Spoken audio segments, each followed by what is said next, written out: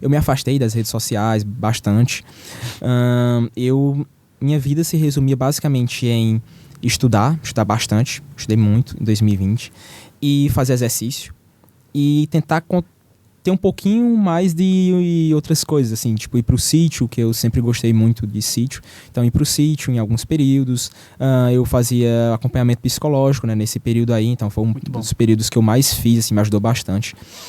Não estava fazendo acompanhamento psiquiátrico, porque eu já tinha sido desligado da medicação, né? Então, desde ali, o primeiro ano de cursinho, 2018, eu já tinha sido desligado.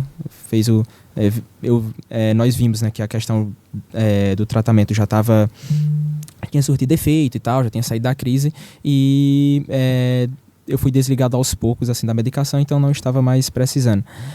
Então, era basicamente isso, assim. Basicamente, tinha dias que eu acordava bem cedo. Eu gostava de acordar de madrugada porque, como eu te falei, que eu sou calorento.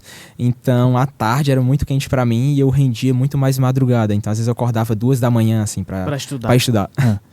E aí, quantas horas por dia você fazia, assim, de estudos? Variava bastante. Alguns dias, às vezes eu acordava, 2 da manhã e ia dormir 11 da noite. Quando tinha revisão, umas coisas assim.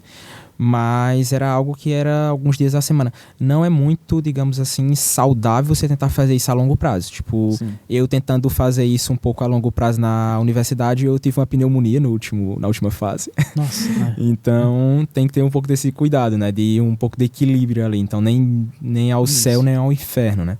Pouco do equilíbrio. Isso. Mas são bastante horas de estudo, muitas horas mesmo. Então, eu acordava bem cedinho, porque silêncio, não tinha barulho. Eu peguei um período ótimo, porque estavam fazendo uma reforma na minha casa, então era eu estudando e tendo que competir com furadeira, com coisa quebrando laje. Pronto, às vezes eu me dava por vencido, aí eu pegava e desligava as aulas, colocava em pausa e ia conversar com os caras que estavam fazendo a reforma lá. Porque eu não conseguia ouvir assim a aula, sabe? Então eu pegava e ia lá e ficava conversando, e quando acalmava lá o negócio eu voltava para estudar. Então foi um ano bem louco, assim, bem em todos os sentidos, né? Pandemia, foi.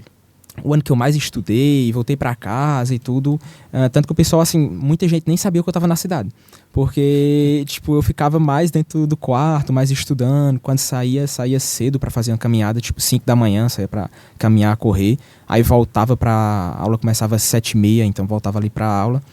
E ficava bem nisso, assim, bem um pouco dessa loucura, né, ali durante todo o ano, mas que, graças a Deus, deu tudo certo e fui bem recompensado.